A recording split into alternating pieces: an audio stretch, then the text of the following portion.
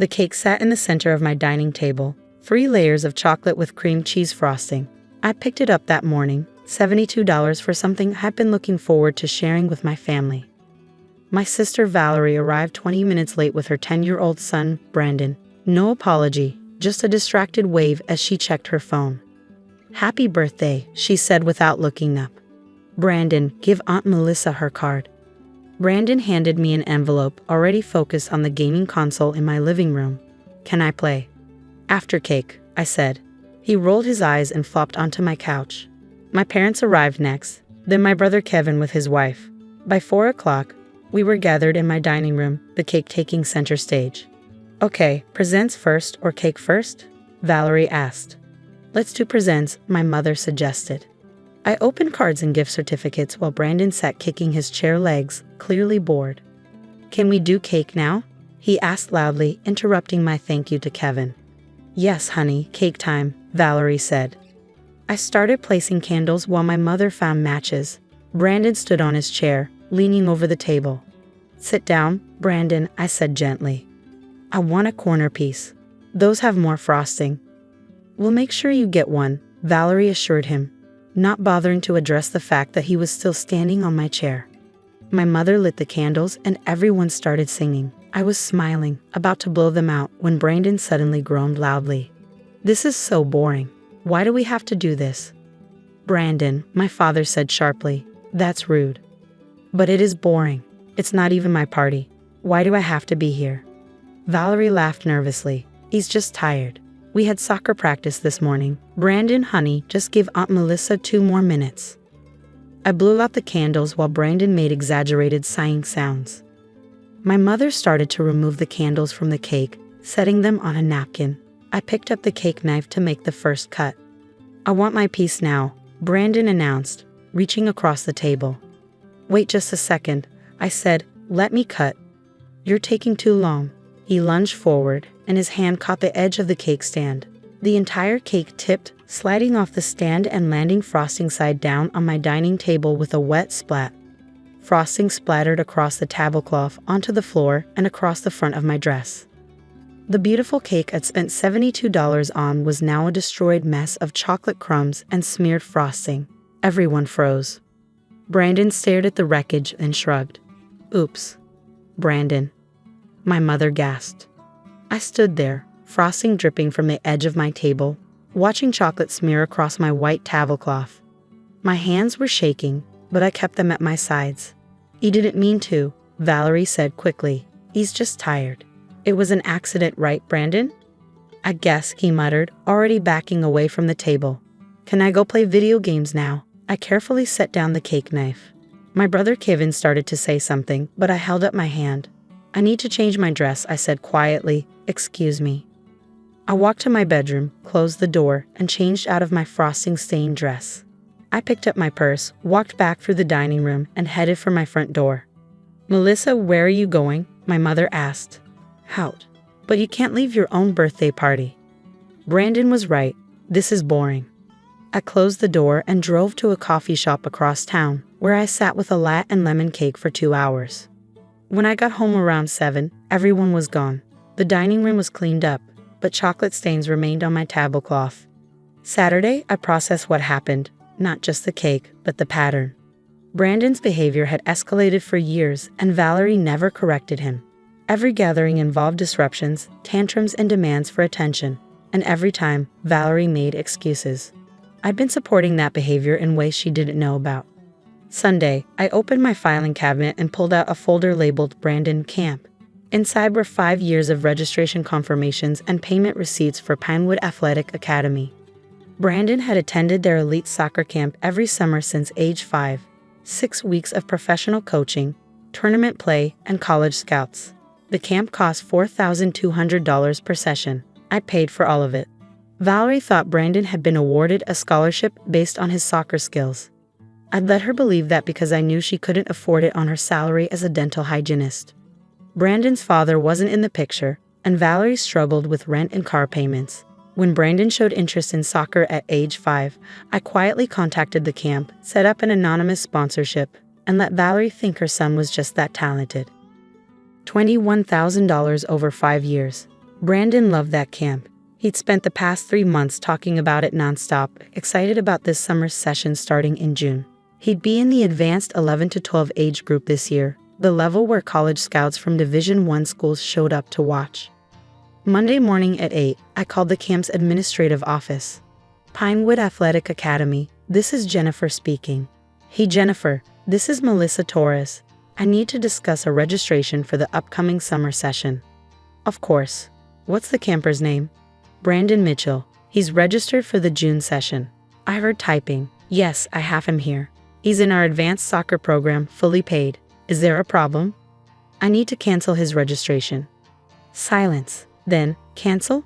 Miss Torres, you're listed as his sponsor. Are you aware that we're only 4 weeks from the start of the session? Our cancellation policy states that. I understand. I'm not requesting a refund. I just need the registration canceled. More typing. May I ask the reason? If there's an issue with housing or scheduling, we might be able to accommodate. It's a personal decision. The registration needs to be canceled effective immediately.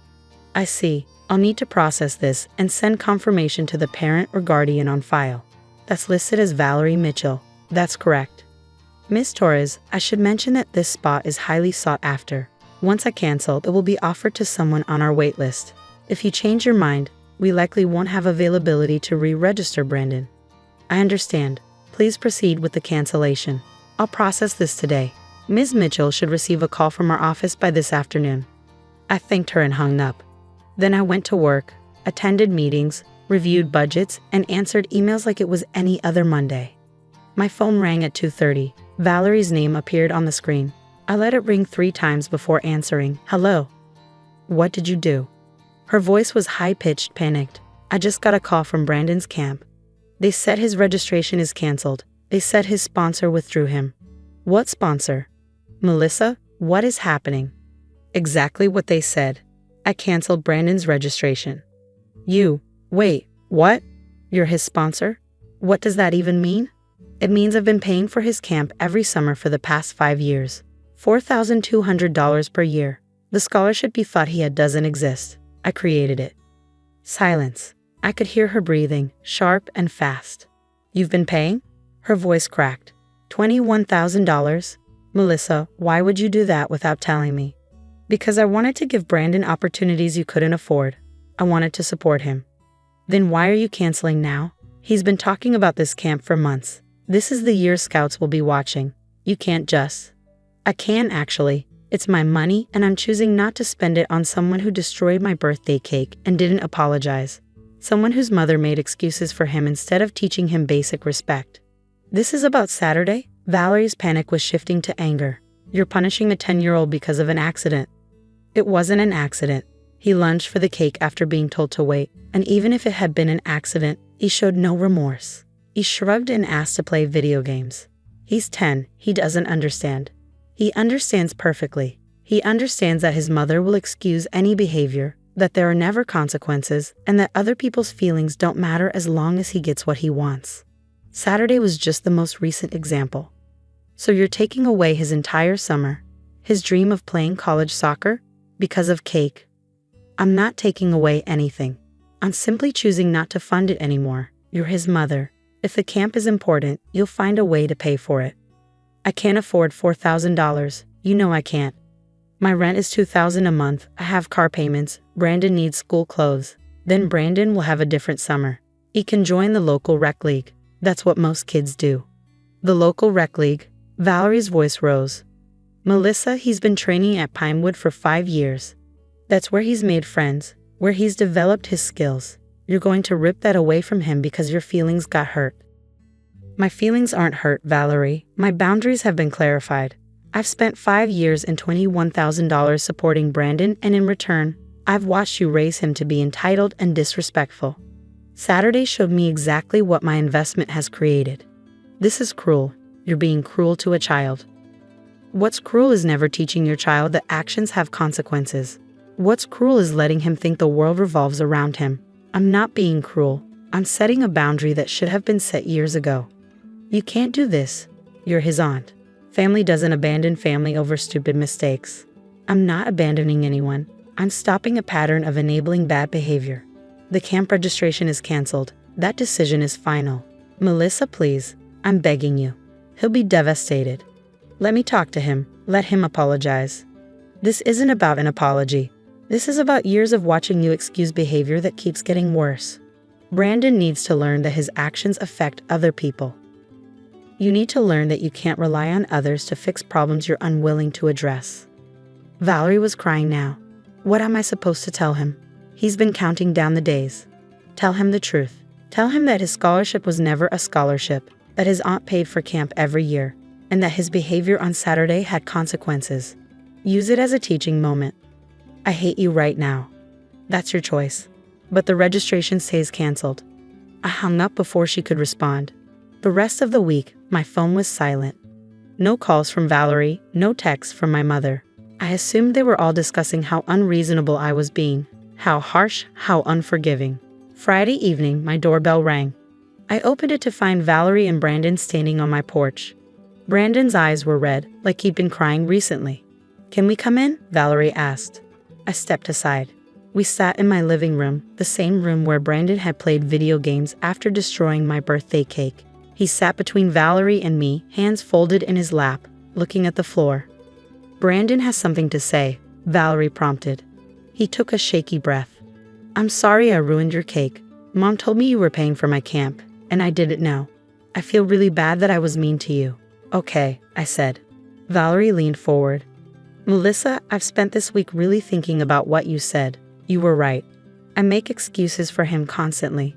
I let things slide because I'm tired or stressed or because correcting him feels like one more battle I don't have energy for. But you're right. He's been getting worse, not better." "Okay," I repeated. "I can't afford the camp. I've looked at every option, and there's no way. But I'm enrolling him in the rec league, and I've signed him up with a behavior counselor. We had our first session yesterday." Brandon glanced up at me. "Mom says I have to earn things now. Like actually earn them by being respectful and not bratty." "That sounds like a good plan," I said. Valerie's eyes filled with tears. "Is there any way you'd reconsider? If Brandon really works on his behavior, if I actually parent him properly, would you sponsor him again next summer?"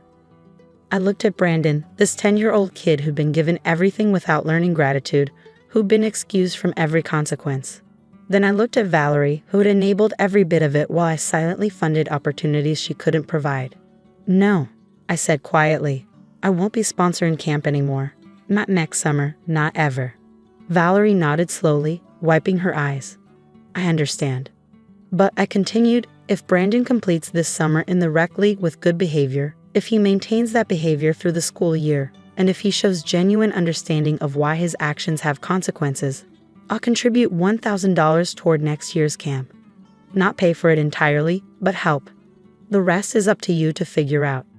Brandon looked up, hope flickering across his face. "Really?" "Really. But it's not a promise, it's a possibility. You have to actually change, not just apologize and go back to the same behavior." "I will," he said quickly. "I'll be good, I promise." "We'll see," I said. "Change takes time." After they left, I sat in my quiet living room, thinking about boundaries and consequences, about the difference between supporting someone and enabling them. My birthday cake was gone, my $72 wasted, but something more important had been saved. Sometimes the kindest thing you can do is let someone face the natural consequences of their choices. Sometimes love means saying no, even when it hurts. Brandon would have a different summer than he planned, maybe a better one, where he learned that respect and gratitude matter more than talent and entitlement. Maybe not. But either way, it wouldn't be my responsibility to fund lessons his mother should have taught him years ago. I finally stopped enabling, and that was worth more than any camp registration.